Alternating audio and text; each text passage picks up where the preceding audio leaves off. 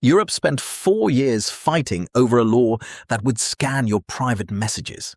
This July, that fight produced a result almost nobody predicted. The European Parliament voted to reject it, and it passed anyway. That contradiction is the whole story. To understand what is being built in Brussels right now, you have to stop watching the headline votes and start watching what survives them. Start with the part that got almost no coverage. In April 2025, the European Commission unveiled a strategy called ProtectEU. The stated goal is lawful and effective access to data for law enforcement. 2 months later came the roadmap, and buried in it was a target date. By 2030, European police should be able to access encrypted data. Not break encryption. Access encrypted data. The wording matters because it leaves the method open. ProtectEU did not appear out of nowhere. It grew out of something called the High-Level Group on Access to Data, set up by the Council in June 2023 under a project with the honest name Going Dark. That group published its final report in March 2025, and it described end-to-end encryption as the biggest technical challenge facing investigators. Then it listed the tools that create that challenge: encrypted messaging apps, anonymous SIM cards, and VPNs. That was the first time an EU expert body put virtual private networks in the same sentence as the things police want removed, not as a privacy tool with legitimate uses, as an obstacle. Now the document that actually matters. On November 27, 2025, the Danish presidency of the EU Council circulated an internal paper. It was not published. The German outlet Netzpolitik obtained it and put it online. What it showed: member states have largely stopped arguing about whether Europe needs a new data retention framework. They agree it does. The paper reads as a summary of where the governments have converged.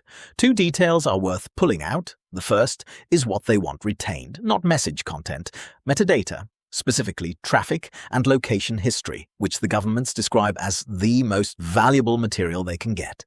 Content is encrypted and hard to reach. Metadata is structural, and it answers most investigative questions anyway. Who talked to whom? From where? For how long? How often? The second is the standard they want. Under the current patchwork, a company can often satisfy the authorities by identifying who owns an account. Member states want to move past that. The new baseline under discussion would require providers to log when a user was online, where they connected from, and which IP addresses they used. Read that as a technical specification rather than a legal one, and you will see the problem immediately. A no-log VPN cannot comply with that and remain a no-log VPN. That is not an interpretation, it is arithmetic. The entire product is the absence of exactly those records. Providers like Mullvad and Proton have built their architecture, their audits, and their marketing around not having connection logs to hand over. A legal obligation to keep them does not degrade the service. It deletes the category. There is also a history here that the Council paper acknowledges carefully. Europe has tried blanket data retention before, and its own top court has struck it down more than once. The Court of Justice invalidated the original Data Retention Directive in 2014 and has repeatedly held that general, indiscriminate retention of traffic and location data is incompatible with EU fundamental rights. Member states know this. That is why the internal document stresses safeguards, and why the coming proposal will be drafted to survive judicial review rather than to sound reassuring. The legal obstacle is real. It has also not stopped anyone from trying again, roughly every 5 years. The targets named in the Council discussion are not limited to telecoms.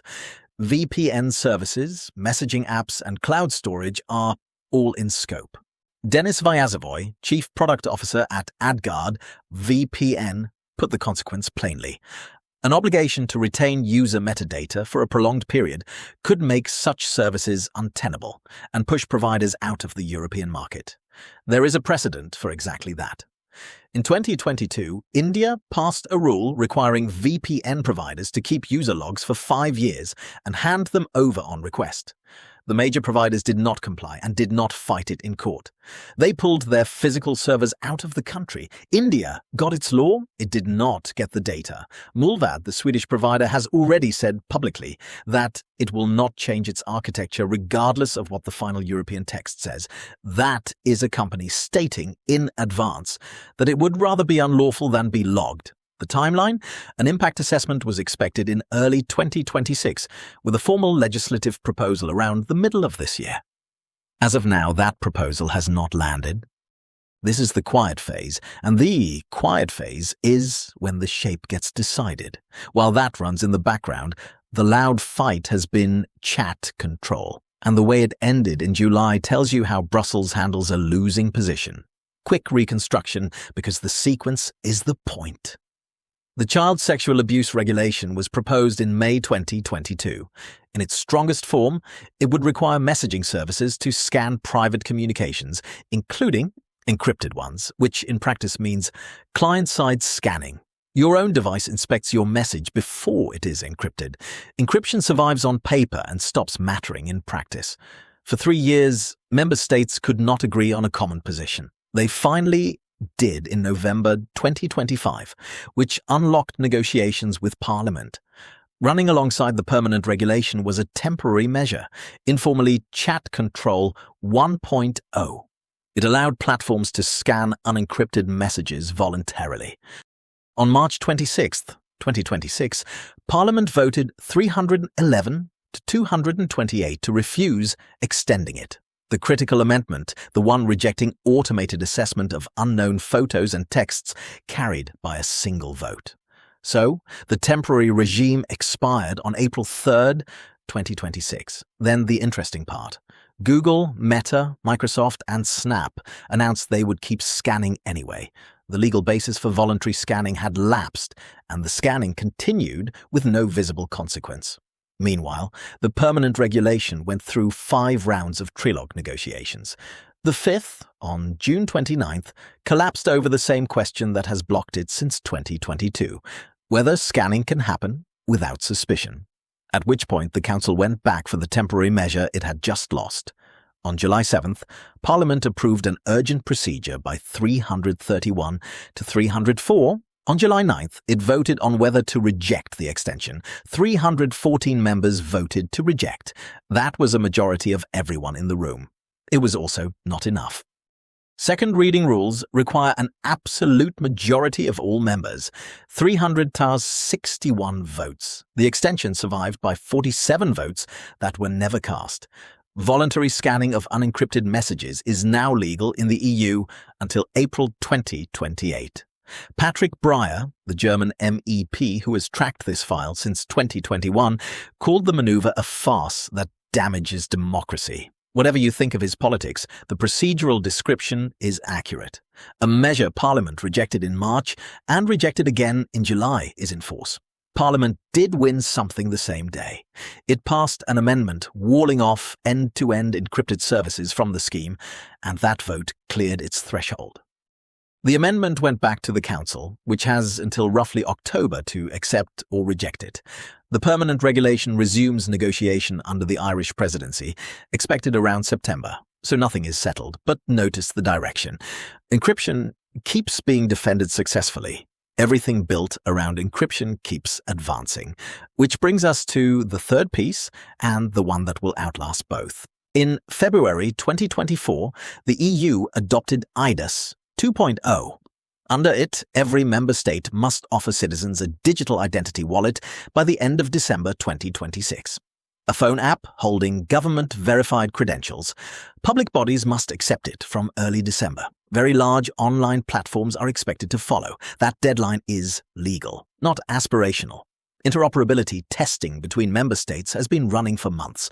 The wallet has a genuinely good feature. It supports selective disclosure, which means it can prove you are over 18 without revealing your date of birth, your name, or your document number. That is real cryptography doing real work, and it is the correct answer to age verification. Separately, the Commission built a stripped-down version, an age verification app, sometimes called the Mini Wallet, announced in April 2025 as a white-label tool for governments and companies across the bloc. European digital rights looked at the specifications and made a narrower criticism than you might expect. The principles are right. Data minimization is named. What is missing are protections against surveillance by the parties operating the system. The privacy depends on implementation details still being negotiated, and those details do not have the same political attention as the headline law. Meanwhile, the demand for the wallet is being manufactured elsewhere. Age verification obligations keep appearing across European tech policy. Parliament has rejected making them mandatory. The Council is still considering it. And if encrypted messaging services end up carrying age verification duties, the anonymous sign-up model that services like Signal rely on becomes difficult to sustain without anyone ever passing a law against Signal. Proton has been tracking this spread on an interactive map. Andy Yen, the company's founder, described a world where every user must supply identifying information as the death of privacy online. Now put the three pieces on one table: a retention framework that would require connection logs no log providers cannot keep, a scanning regime that survived 2 parliamentary rejections, and an identity wallet arriving in every member state by December. Technically capable of anonymous age proofs and surrounded by policies that create constant pressure to use it for more? None of these is a ban on anything. That is what makes the combination effective. There is no vote to lose, no single moment to organize against, no law that reads badly in a headline. There is a retention obligation here, an acceptance requirement there, an expired derogation that keeps operating. The infrastructure gets built in pieces, and each piece is defensible on its own. Here is the practical read without the drama. Nothing has passed yet on retention. The proposal is late, the impact assessment matters, and this is the window where the text is still soft. Chat Control 2.0 goes back to the table in September, and Germany's position has decided every previous round. If you use a VPN in Europe, the question worth asking your provider is not how fast their servers are. It is what they would do if retention became mandatory. Mullvad has answered, others have not, and when the wallet arrives on your phone in December, the thing to watch is not the app. It is how many services that never needed your identity decide they now require it. Encryption held again this year. It usually does. The pressure just moves to the parts of the system nobody thinks to defend. Stay off the grid,